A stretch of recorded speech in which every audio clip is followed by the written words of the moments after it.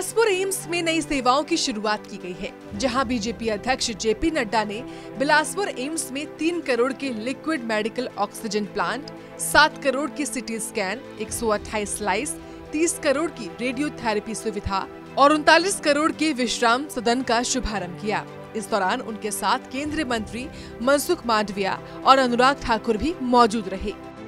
इस दौरान जेपी नड्डा ने कहा कि देश के सभी एम्स संस्थानों में डॉक्टरों की भर्ती अब एक साथ की जाएगी। भर्ती प्रक्रिया एक बार में ही की जाएगी और वहां से चयनित होने वाले डॉक्टरों को उनके राज्यों के हिसाब से नियुक्ति भी दी जाएगी।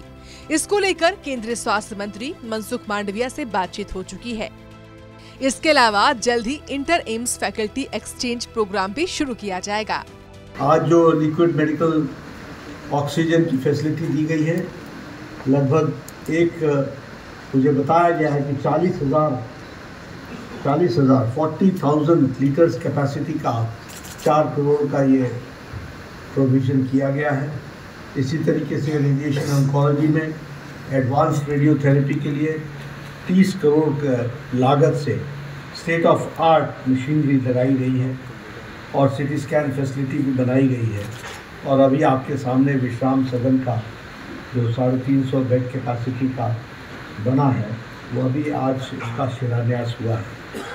यह सच में मैं स्वास्थ्य मंत्रालय को, मनसुख भाई मंडाविया जी को और पावर मंत्री और पावर मंत्रालय पावर ग्रिड को बहुत बहुत धन्यवाद देता हूँ, जिन्होंने मेरे निवेदन को स्वीकार करके यह फैसिलिटी हम सबको दी है। देश की लोक भागीदारी की क्षमता को समझते हुए मोदी जी ने जिस तरह से कोविड क्राइसिस में लोगों का सहयोग लिया, लोगों को साथ में रखा, ड्यूरिंग कोविड क्राइसिस में सारी दुनिया के साथ बात कर रहा था और उस वक्त डेवलप्ड कंट्री की स्थिति भी मैं देख रहा था।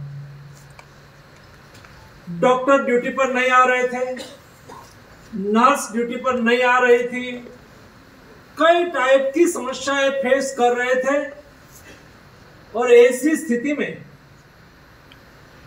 इंडिया का, भारत के डॉक्टर ने, भारत के नर्स ने, भारत के पैरामेडिक स्टाफ ने, दोस्तों कई लोगों ने अपना प्राण गंवाया लेकिन अपनी ड्यूटी नहीं छोड़ी थी। भारत का हेल्थ का मॉडल दुनिया से अलग है। इस अवसर पर बीजेपी के नेताओं ने केंद्र सरकार की उपलब्धियों के बारे में भी बताया। साथ ही कहा कि बीजेपी सरकार की बिलासपुर एम्स देन है। बिलासपुर एम्स पूरी तरह से आधुनिकता के साथ जुड़ा है। साथ ही एम्स में हर दिन कुछ नया प्रशिक्षु चिकित्सकों को सीखने के लिए मिलता है। इस मौके पर एम्स के कार्यकारी निदेशक डॉक्टर वीर सिंह नेगी, उप निदेशक lieutenant colonel Hariharan, MS doctor Dinesh Verma ने जेपी नड्डा का स्वागत भी किया। बिलासपुर से शुभम राही की रिपोर्ट।